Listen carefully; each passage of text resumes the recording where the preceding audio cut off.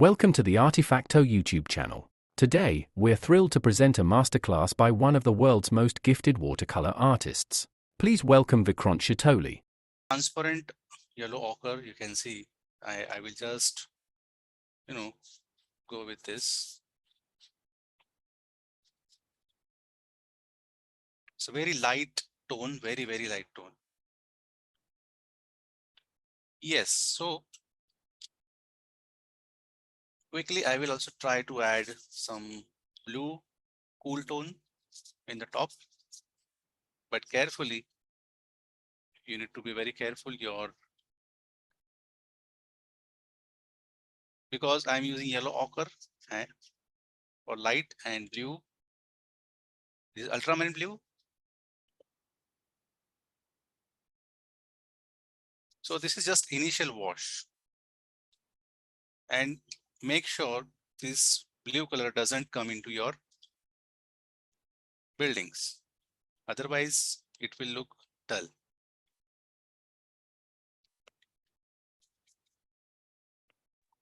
You have your paper on a slight angle, right, Vikrant? Yes, yeah. It's a 45-degree angle. Okay, great.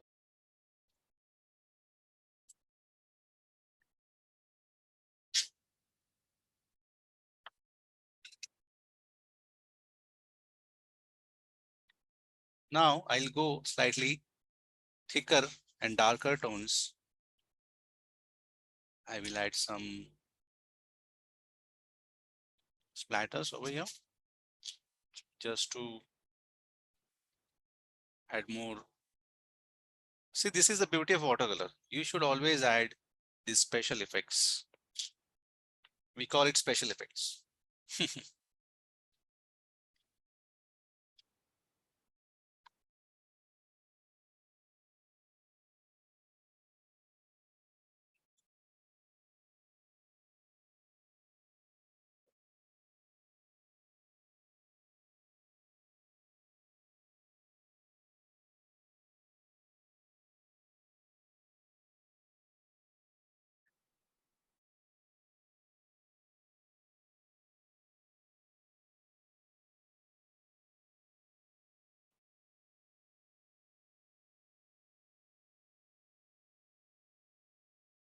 So we are adding perspective not only with the linear, not only with the drawing, but also with the color. So right now I'm trying to create depth by adding lighter tone in the distance and the darker tone in the front. So now you can see slowly it is, you can see it is already coming out nicely. You can feel the depth.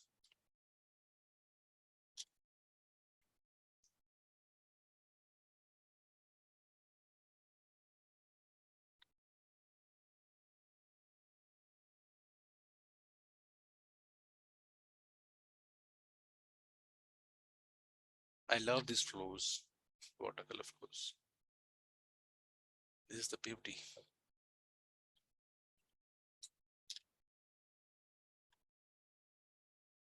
Make sure your water bowl should not be dirty. You should keep changing your water if it's very dirty. And keep cleaning your brush every time.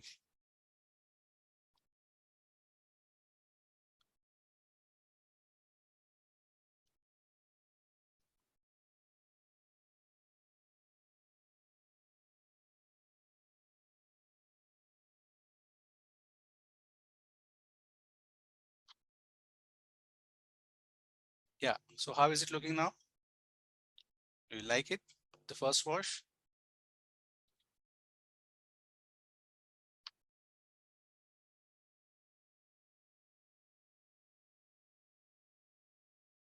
So this is half dried now, and I think it's time to add some,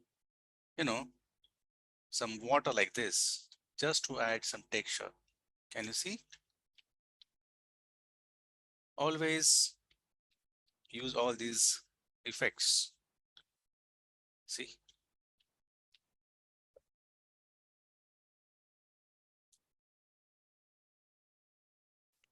some small drops, tiny drops.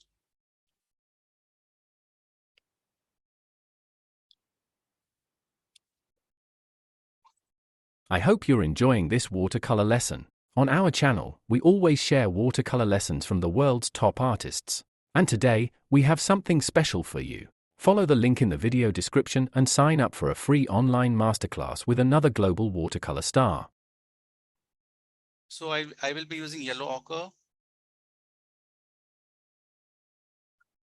little bit, a touch of this Indian yellow, which is slightly vibrant.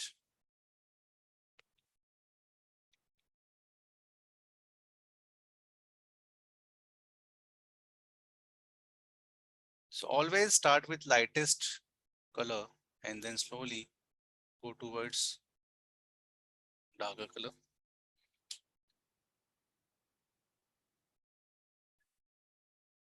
This is burnt umber.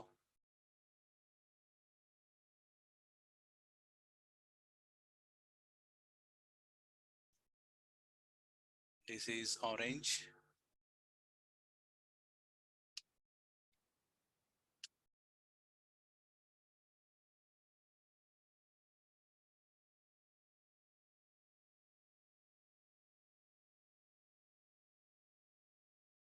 I will hardly use any cool color in this painting.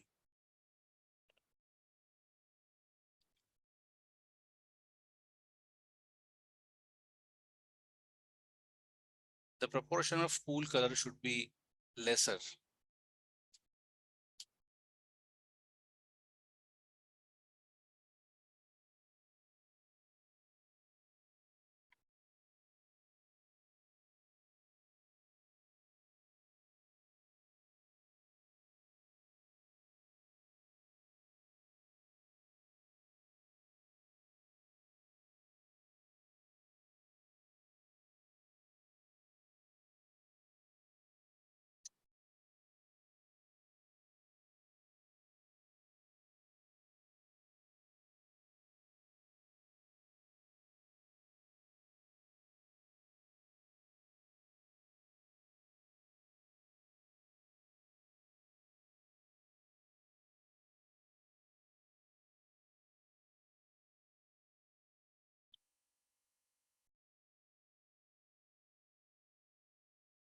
So you can see I am not painting each and every shape separately. I am correcting each and everything. So I started from the lighter area, this light area, and this is a shadow area.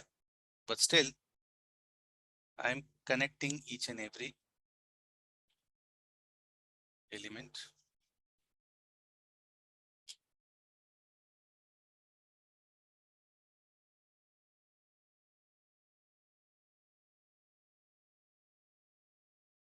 I'm leaving some highlight on top of this roof. Even here, the major mistake a lot of people make is they paint the roof. You should never paint your roof. You should always leave it as a light, as highlight, because your light is coming from the top. So it looks nice when you actually leave uh, the white area on top of the roof. Now you can see slowly.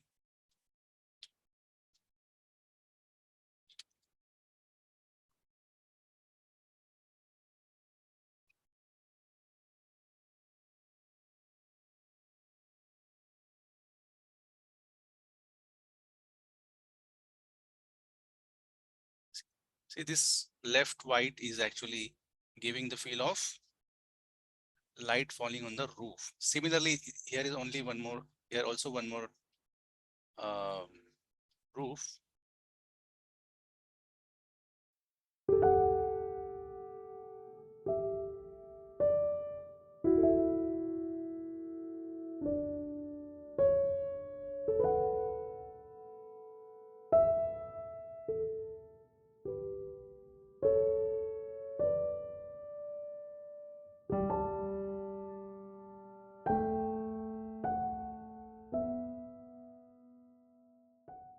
Every time I'm washing my brush and loading the second color, another color.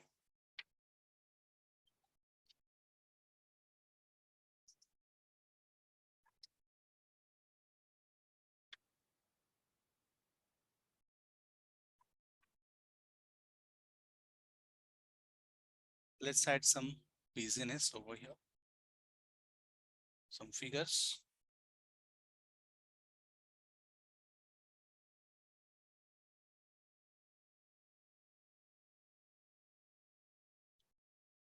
Always use different fresh colors in your figure.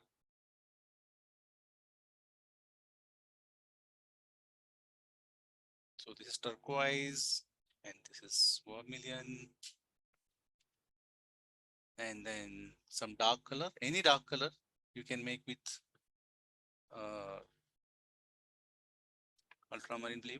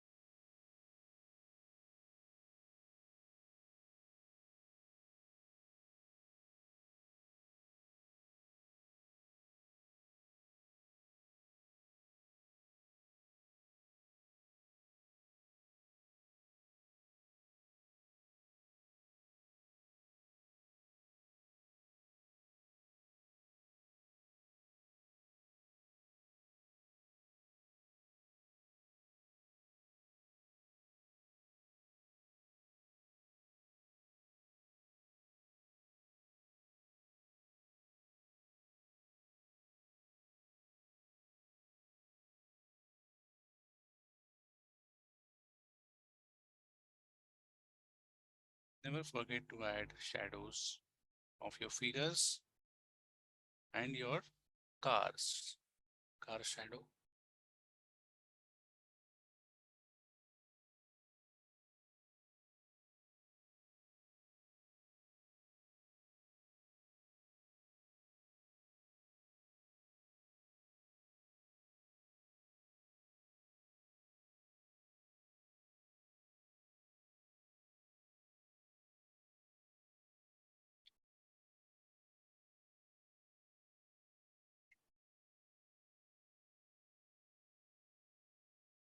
I will use a very thin color and I'll try to add some vertical strokes.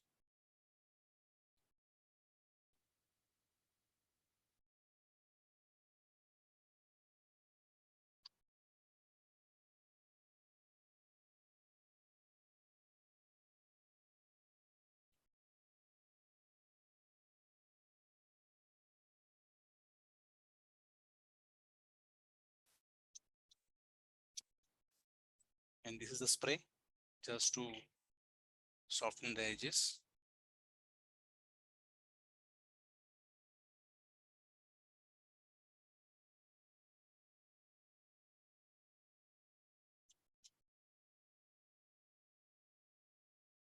So this is not the slightly combination of shadow and reflection, because when I visited this place, there was a rain.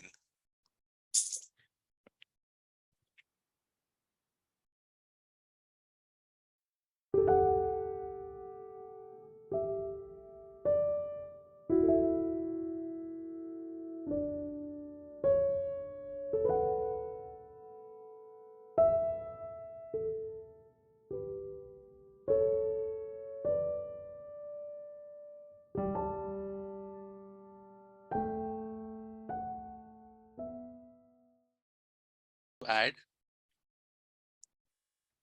the wires small. So I'm using this small, uh, this is not a rigger brush, but this is a Chinese calligraphy brush. It's very pointed and it actually gives very nice sharp point.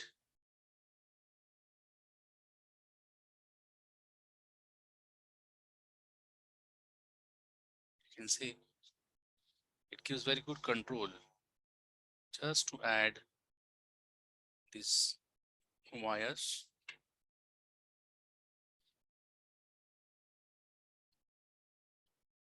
Very thin lines.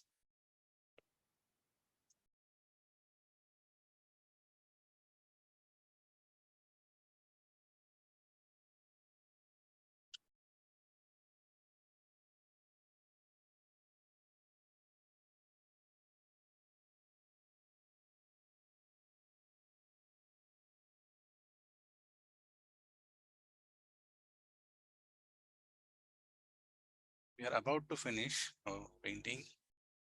Just few more lines and then we will finish it off.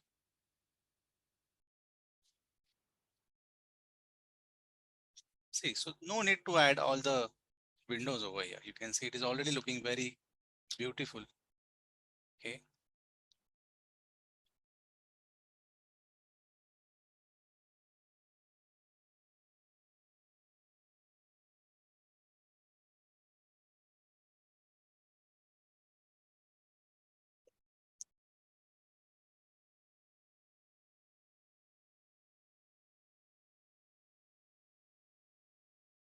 And be careful uh, while adding these wires because they should not be very dark.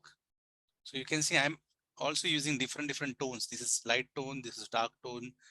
So it also depicts the, depth in perspective. So there are different tones of these wires, you can see.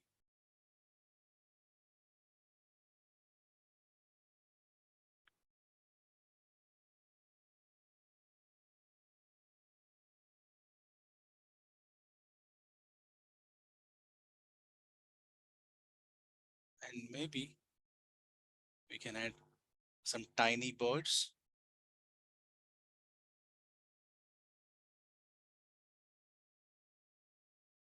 The sky.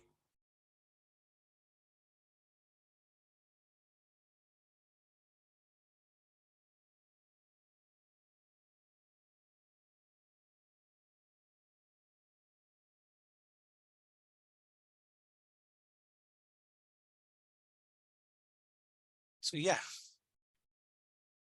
here we are.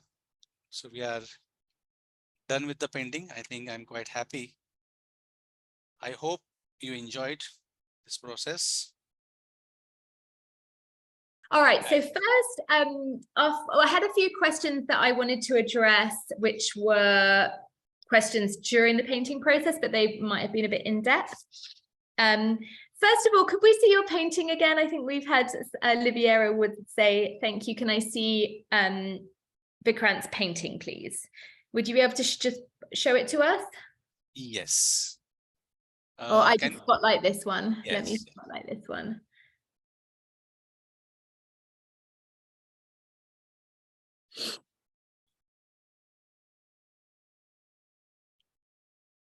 So this is the painting. If you want to see the details, we can go closer.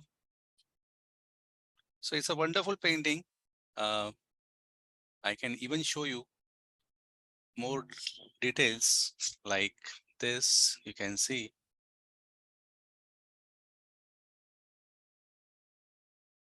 the small texture, small details you can see.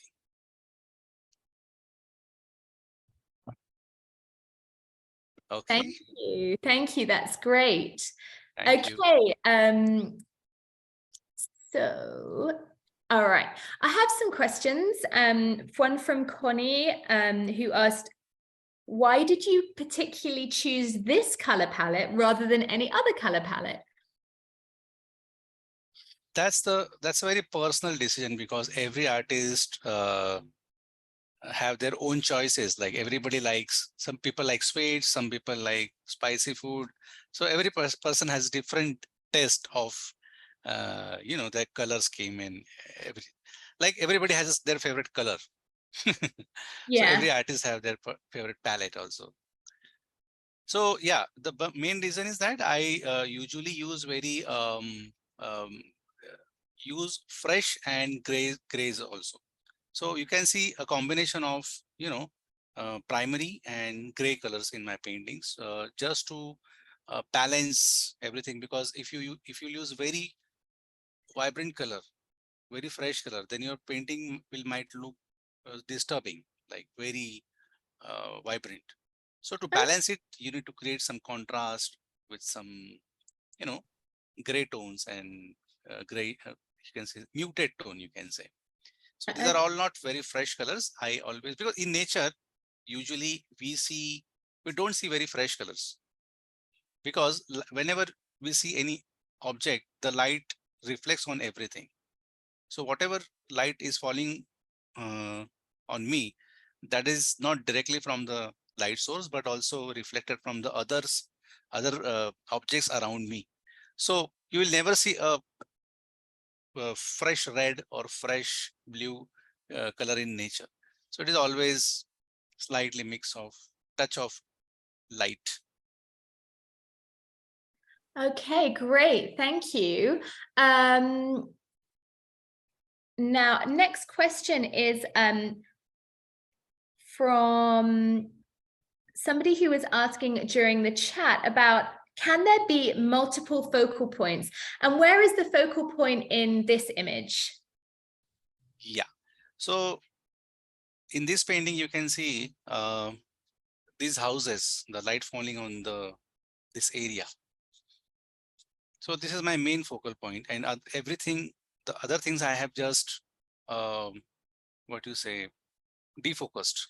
I have focused on these buildings. You can see there were a lot of details on the side buildings, but I didn't do that. And there could be multiple point of interest. It depends on what you want to show. A painting is like a story, and artist is like a storyteller. So it depends what information, how many information you want to give. You need to decide it. So I think it is better to keep maximum one or two focal points, not more than that. Okay, that's brilliant. Thank you so much. Where is the, okay, great. We got a question from Ella. Do we have to minimize our palette? Yes, definitely. It is always better to simplify your drawing as well as your color palette also. Otherwise, your painting will look very shabby.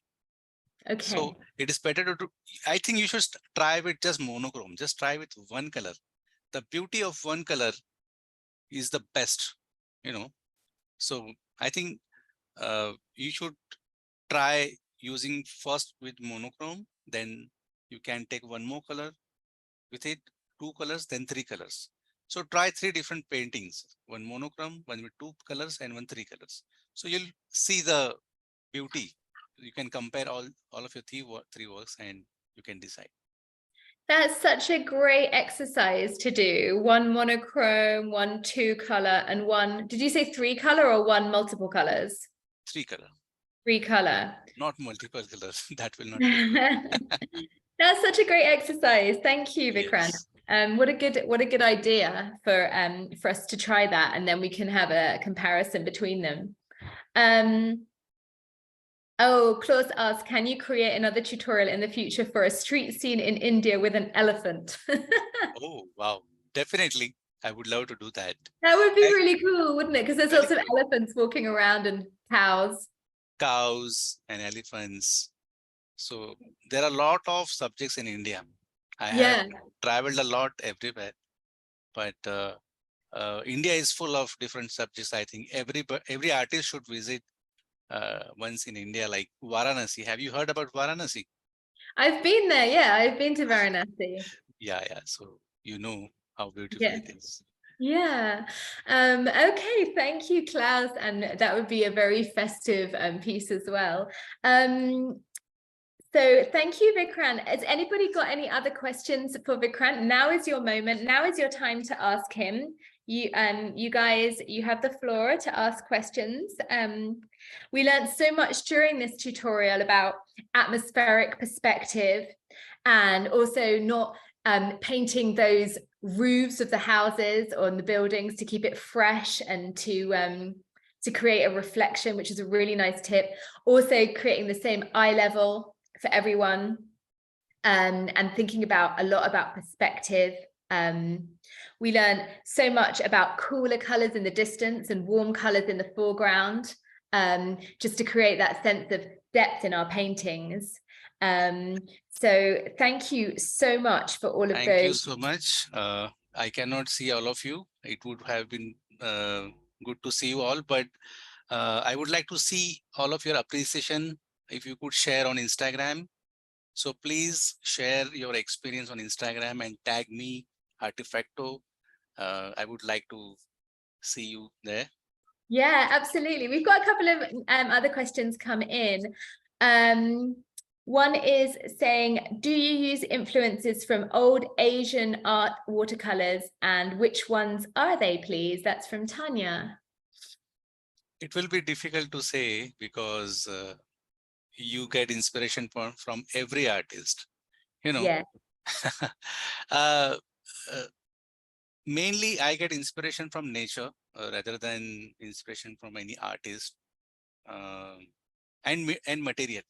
So whatever material you get, so I'm not a particular artist who like, specific art material. I know everybody asks me every time what kind of brands you use of color, of paper and brushes, but I'm not the person who is specifically like any specific material.